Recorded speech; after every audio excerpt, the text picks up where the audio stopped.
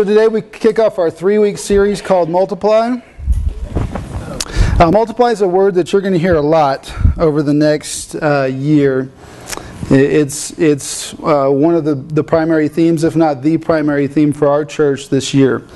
And so my job today is to introduce that and tell you what we mean when we say multiply. Pastor Jeff and Pastor Jonathan, over the next 2 weeks, they'll each have a week. We'll talk further about, do you have what it takes to multiply, to make disciples? And what does that look like? We'll talk about some practical things, some examples, what it is not. So that's to come. But today we just want to touch on what is it. When we talk about multiply, what do we mean? What do we mean for the rest of 2013? Why is this our primary focus? So we've got a lot to cover. So let's go to Mark chapter 4. We're going to start with just verses 1 to 9. Now kids, not right now, but when I get done with verse 9, the kids are going to come right down here. Okay? We're going to do a little exercise. It'll just be a teaching moment, but exercise sounds cooler. All right? So kids, pay attention because there's going to be a quiz. Somebody's pick is on the floor. Don't forget that. Okay. Guitar pick on the floor. All right. I'd pick it up. Pick. But it'll just fall again, so pick stand on the floor. All right, Mark chapter 4, verses 1 through 9. Again, Jesus began to teach by the lake, and the crowd that gathered around him was so large that he got into a boat and sat in it out on the lake, while all the people were along the shore at the water's edge.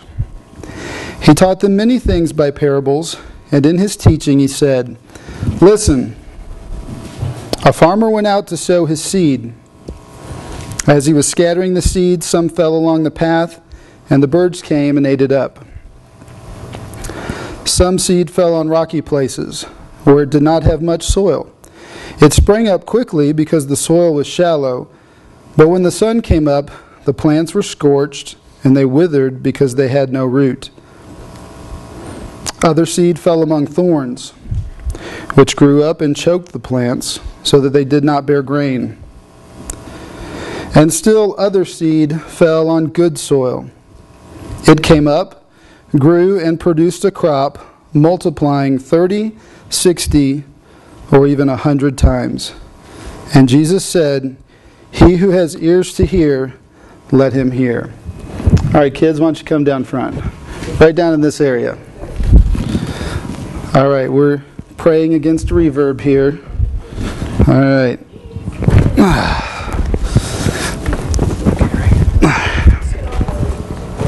Just right around here. Sit on the floor. 1, 2, 3, 4, 5. Okay, any more children at heart? Would like to? Okay. All right. All right, so Jesus just told this story. He's up. He's out in a boat. There's so many people crowding him. He's out in a boat. And the people are on the shore listening to him. He told this story. But then it says right after that, and adults, you can follow along in the Bible. It says that Jesus later, he was talking to the 12, his disciples. Joey, sit down.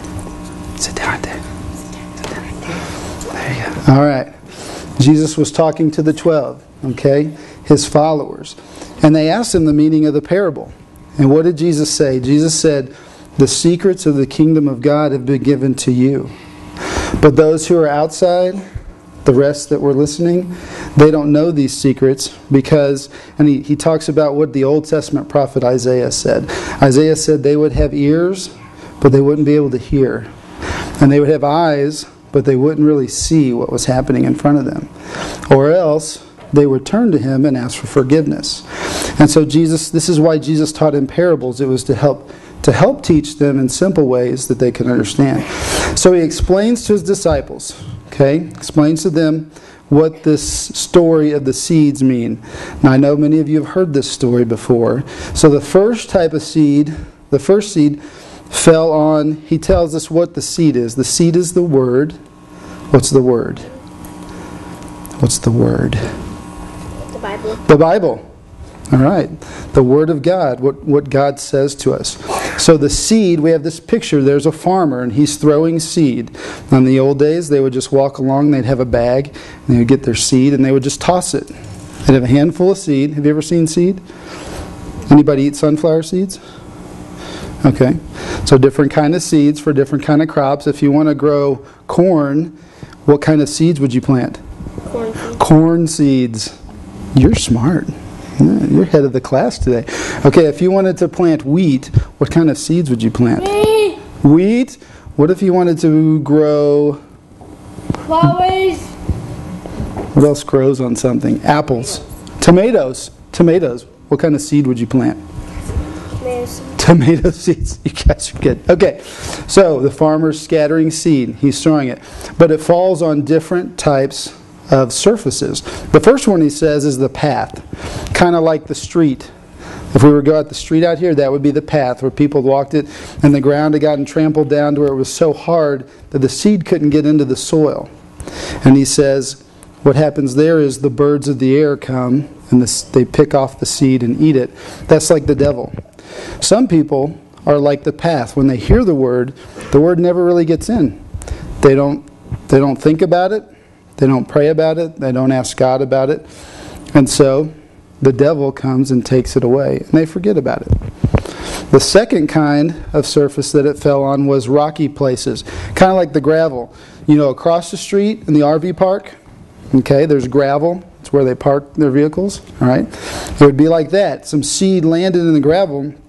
Now, did the seed grow up? Yeah. Yes, it did. But for how long? Not for very long. Did you know, when I was in 7th grade, do you guys do science projects in school? Yeah. You do okay. I grew up having to do science projects. 7th grade, some of the few things I remember from middle school. Science project, I did a study on hydroponics. Big word. What it basically means is the study of plants growing. Did you know that seeds can grow almost anywhere? They can grow on sponges. They can grow on sponges. They can grow on gravel. Right. They can grow. We took grocery sacks. You know, the brown paper grocery sacks. Cut a little circle and put it in a petri dish, and they grew on that. Nothing, no soil. It's really cool. The roots look like spider webs because they can't go down in the ground, so the roots just go out across this little piece of paper. So seeds can grow anywhere, but that doesn't mean they'll live very long. And so that's what happens. The rocky places, that's where the seed landed. It grew up real quick, but because it didn't have root, when the sun comes out, it burns it up. And Jesus said that's people who, they hear the word and they like what it says. And they believe what it says, but only during the good times. When hard things come, when we have trouble, pain, or suffering, or something happens we don't like, we just leave. Okay, we just leave, we give up on the teachings of God. Now the third thing is where most of us probably fall. The third one is where the seed falls on thorns.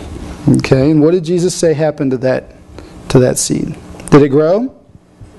Yes, but what happened? It would die by the plants. It died because the thorns around it choke it. The other plants around it, they choke up, they suck up all the water, the sunlight, and they just choke out the seed, what's growing, and it dies. All right? Now what did Jesus say that's like? That's like people who hear the word and they accept it, but they chase after things of the world. They think about all the things they have to do, all the things they have to get, all the things they would like to have. And all those worries and all that thinking about other things, it chokes out the word. But then the last one was good soil. What happens when you put a seed in good soil? It grows and it survives. Not only does it survive, it produces a crop. And he said it multiplies to 30, 60, or even 100 times what was sown. That means that like a tomato or corn or whatever grows up, when the stalk grows, it has seeds inside it. And those seeds spread on and grow more and more. Okay? All right. Head back to your seats. Thank you, guys. Good job. A round of applause. Very good. Okay. All right.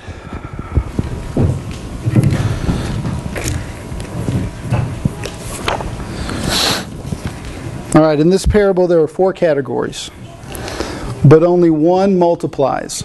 Okay, 4 categories, but only one multiplies. So which level are you? Are you listening? Are you the path?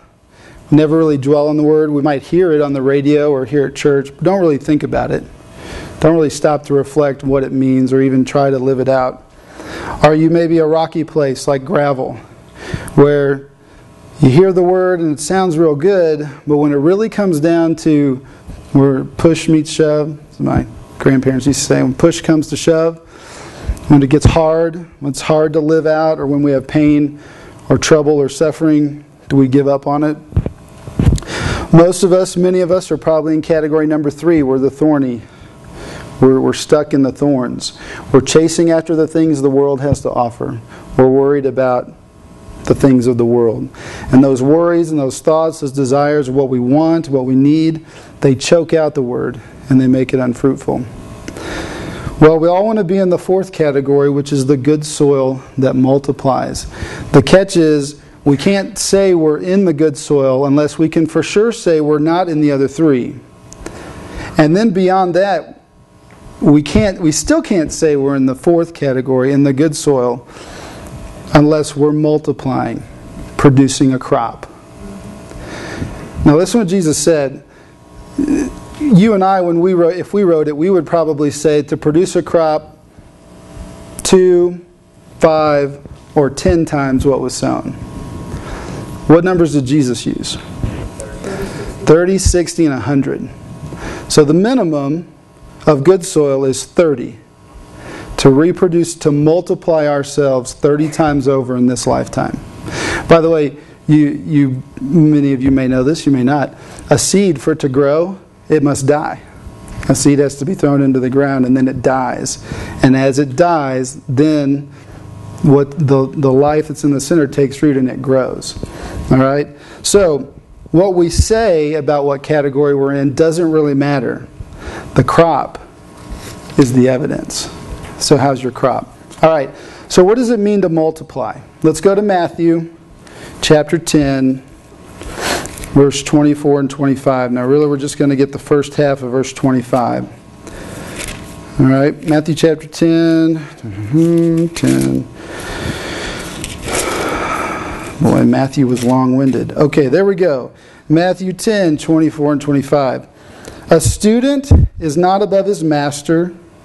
Student is not above his teacher, nor a servant above his master. It is enough for the student to be like his teacher, and the servant to be like his master. So what does it mean to multiply? Well, it means to be a true disciple of Jesus. So what does a disciple of Jesus look like? Well, we just read it. A disciple of Jesus looks like Jesus. So what did Jesus look like? Well, first let's talk about disciple, and then we'll talk about Jesus. To be a disciple, to be a student, is the English word here. This is how it worked. Boys in the Old Testament, Israel, at the age of 6, they would go to school. From age 6 to 10, they would memorize the first 5 books of the Bible. Genesis to Deuteronomy. How many people here are between the ages of 6 and 10? Oh wait, who's under 10? Okay, if you're not raising your hand, by now you should know the first 5 books of the Bible by heart, if you're in Israel. Alright, now at age 10, the best of the best in each village were accepted, or they moved on to the next step of education, which was from age 10 to 14. During this stage, they would memorize the entire rest of the Hebrew Scriptures. How many here are under the age of 15? Okay, all the rest of us, we should by now know the entire Old Testament by heart. Not only did they memorize the Old Testament, they were trained in question and answer. Now the old Israelite method of a teacher and student, the teacher would ask a question, what's 2 plus 2? Students would not say 4, they would say, what is 8 minus 4? What is 16 divided by 4? Question back and forth. That's what they were taught. Makes sense now? Jesus, sometimes when he was asked questions, he would ask questions. All right. Now, if you were the best of the best at age 14, then you approached a rabbi and you asked permission to follow them and to learn their ways. They would quiz you on the Hebrew Scriptures, what you understood about them, your question and answer skills. And if you were accepted, you would leave your village forever. You would go live with the rabbi. You would follow him everywhere. You would learn everything he taught you, and you would be like him. If he reached down to get a piece of straw and stick it in his mouth, you would reach down and get a piece of straw and stick it in your mouth. Being a student was so much more than just what you knew. You would be like the rabbi. So when it says, by the way, if you were accepted, the rabbi, you would take on the yoke. That was the phrase. Take the yoke of the rabbi on you. So when Jesus says, come follow me, take my yoke upon you, that's what Jesus was a rabbi. Over 40 times in the Scriptures he's called rabbi. Only once is he called a carpenter. He knew it. Now, if at any point during this training you were not accepted to move on to the next phase of education, then you went home and you learned the family trade. And that's what you would be for the rest of your life. So in Israel, if you're a boy, those are the options. Okay? So, to be a student or disciple of someone, you have to know what they taught and do what they do. So if that's the criteria for a disciple, then to truly be a disciple of Jesus, then we must do what he did. Well, Jesus was a disciple maker. So a disciple of Jesus is a disciple maker. We cannot say we are disciples of Jesus if we are not making disciples. Every one of us. Ouch. I know. And by the way, we've been discussing this series in leadership for about 4 months now. I'm super stoked to preach it, but this is hard stuff. This is not easy. This is supernatural. We're going to get to that in a little bit. Okay, so what did Jesus do? Let's take just the Gospel of Mark. I picked it because it's the shortest. Okay? All right. In Jesus' multiplying efforts, or making disciples, it looked different depending on who he was with. But think of these scenarios. Sometimes he was one-on-one. Sometimes he was with the 3, Peter, James, and John. Sometimes he was with the 12. Or in this story, he had the 12 and others around him. Sometimes he spoke to crowds. Then there was the leper, the Roman centurion, the tax collector, the woman at the well, Zacchaeus, Nicodemus, the demoniac, the paralytic and his friends, the man with the shriveled hand, Jairus, John the Baptist and his followers, feeding the 5,000, the Syrophoenician woman and her daughter, feeding the 4,000, because 5,000 wasn't enough. We had to do 4,000 more. The blind man at Bethsaida, the man whose son was possessed, he taught little children, the rich young man, blind Bartimaeus, the money changers in the temple. By the way, remember what I said, he didn't disciple them all the same. The way he treated the money changers was definitely not the same as he did others. The Herodians, the Sadducees, the Pharisees, even the high priest, Mary, when she anointed his feet. What about Judas Iscariot? He still tried to disciple him. The Sanhedrin, Pilate, Herod, Pilate's wife, the very soldiers that crucified him, the 2 thieves who hung on the cross beside him, and that's just the book of Mark. And again, it's the shortest. Get the picture? All right, now answer these questions. Who did Jesus disciple? Everyone. Everyone? Everyone. No one was considered unworthy or unimportant. He was never too busy for anyone. Where did Jesus disciple? Everywhere. Not just in the synagogue on Sabbath. Multiplication does happen at church. here on Sunday afternoon. But that's not the only place it happens. It's time for us to go to our world. It's time for us to go to them. Instead of inviting our friends to church, and that's good, we want to do that. But instead of just doing that, I'm inviting us, the church, to go to them. Invite them, but also go to them. When did Jesus disciple? All the time. Daytime, you can read them. Daytime, nighttime, remember Nick at night? Okay, Nicodemus comes to Jesus at night. Daytime, nighttime, mealtime, snack time, church time, work time, you name it, he did it. What did Jesus use to disciple?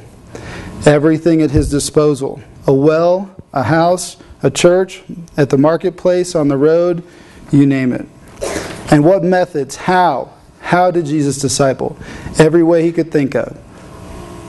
He did it in ways that the hearer could learn. That's why sometimes it was one-on-one, sometimes it was in small group, large group, in homes, Sabbath, marketplace. He was constantly changing to give the best chance for the hearer to learn. All right, now here's the most important question. Why? Why did Jesus make disciples? For God so loved the world. He loved them. Now that'll be important later. We hear that, and that some of us, our brain just clicks off. We've heard it so many times. But that's extremely important, and we'll hear why in just a second. All right, so bring it all together. Let's make it practical. How do we multiply ourselves? How do you produce a crop that's 100 times, 60 times, or 30 times yourself? How do you leave a legacy like that? When you leave this world and you look back, how will you have done it? Well, the answer is in the second story. It's being like our master. It's being like our teacher. It's being like our rabbi, Jesus. The goal of the seed in good soil, here it is. The goal of the seed in good soil is to be like the farmer. When the seed grows up, we go out and we sow the word. Where do we sow it? We sow it on the path, on gravel, among thorns, and some of it will fall in good soil. Now see, Jesus knew. Jesus could, because he was one with the Father through prayer and Spirit, he knew. He knew what, like the rich young man, he knew his God. He could see in his heart, and he knew the questions to ask. You and I don't know that. We don't know if the person in front of us is the path, the gravel, the thorn, or the good soil. And so we scatter indiscriminately.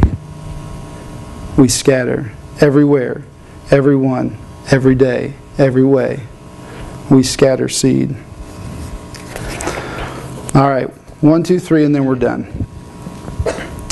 First, are you in the good soil category? That's where it starts. Now fortunately, Jesus gave us the other 3. There are only 4 choices. You know, multiple choice, everybody likes multiple choice tests, okay? D is the right answer. The other 3 are wrong. You can't be half path and half good soil. We are either in category D or we're not. And the way we know, what's the evidence? What are we producing?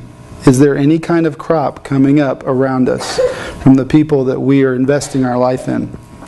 Second, are we really living like our teacher? Are we really living like Jesus? Do we live intentionally with a focus on multiplying the word in others? It says in the parable that the seed is the word. You know, it's easy to see why Jesus didn't have to carry a Bible with him everywhere he went, because by age 14 he would have memorized the Hebrew Scriptures, like every other boy, almost every other Hebrew boy. So he knew the Scriptures. Many of us, we know the Scriptures, but do we ever scatter it? Or does the seed just stay in our bag? And we walk around all day long and we see people all day long, but the seed just stays right here. keeping it close to us. We study the seed. We read about the seed. We learn what the Greek meant of the seed. But do we take it and scatter the seed? We must be like our teacher. Men, are we really trying to lead those around us closer to Jesus? Or do we hope it happens by accident? My coworkers, my family, they know I'm a Christian. They know what I stand for. So hopefully they'll just wake up someday and say, how wonderful that guy is. I want to be a Christian. Is that how we live our lives at work, at home, at play? If you're a husband or father, are we the spiritual leaders of our homes? Are we leading our wives and our children in the ways of the Lord? Or have we defaulted or deferred that responsibility to our wife or our children? And we let them take over the lead, the responsibility. Or just let them flounder. Are we trying it all? Women, are you leading in your homes, dorms, classes, neighborhoods, workplaces? Are you leading people to the Lord? Are you spreading the seed of the Word? Students, are those around you being led by you, or are they leading you? Are you making an impact in the people around you? Or do you look more and more like them rather than them looking more and more like Jesus? And children, no matter how young, do you look like Jesus at home and at school? To your brothers and sisters, your parents, and your friends. Well, like I said, Pastors Jeff and Jonathan are going to, in the next couple of weeks, they'll talk more about multiplication, just more concrete what it looks like. But today we just wanted to introduce the thought. Annette, would you come up and play as we close? I mentioned earlier about love.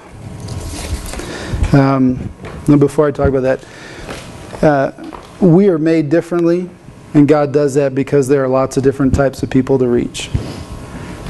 You know, the types of people that Randy is going to be able to reach with the gospel are a lot different than the kinds of people I will be able to reach. Or Jeff. Students, you guys will reach people that I'll never even meet.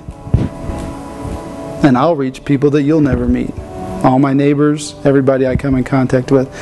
God did that on purpose. He's kind of smart that way.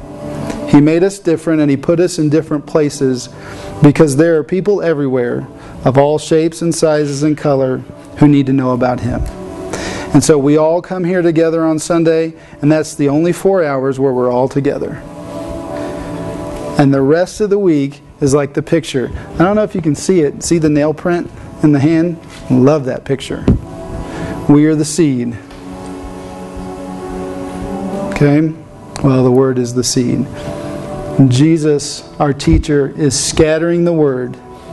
He's scattering seed. Which type of soil are you? We want to be good soil. We want to multiply. We want to have a crop 30, 60, 100 times. But the key to it all is love. I've been thinking about this for several months, and actually just last week watched a video about missional living. In church planting, buzzwords are missional, intentional, strategy, focus, And this guy was talking about how do you sustain missional living. It was great. Because it really convicted me. Because I hear these little videos, read books about church planting, and I'll be fired up, and then it kind of fade. And they said the only way you can sustain missional living is love. If you don't love people, it won't last. If we don't love the people across the street, here, at home, in the dorm, maybe across the hall. Okay? If we don't love the person sitting next to us in class, if we don't love the person, the attendant at the gas station, the grocery store, if we don't love them, we won't scatter seed. We won't toss any seed their way. So we probably don't love them. Because maybe there's not any seed going that way. The evidence will be in the crop we produce. This is a long-term process. This is why we're going to talk about this all year. We'll talk about it beyond 2013 also. But this year is critical for our church. In the second year of a church plant, you'll either learn to sustain your growth. We've been growing, and that's great. We will either continue to grow because we have more people coming alongside, helping with the task, or those who are doing the work will get burned out, and the growth will stop. This is the year where we learn to really grow. This is where we learn to multiply. And it's not about filling the room. That would be great. It would be awesome to fill this room. But more important is that we fill heaven. The people that we live next to, we work next to, they need Jesus. They need a little seed. Just a little seed tossed their way. And for many of them, the only chance they'll have at that is you. There's one of the guys at our last church used to always say, the only Bible some people read will be you. Some people will never even touch the Bible. But hopefully they'll know exactly what it says because they sat next to you or they lived across the street from you. And they won't know it, but they'll get to heaven someday and they'll say, well, I didn't know. Wouldn't it be great if Jesus said, well, yeah, you did. Because you lived across the street from John Marshall. We are to be our teacher. Not just to know about him. Not just to know what he said. We're to be like him. Everywhere, every way, every day. And we cannot do it without love.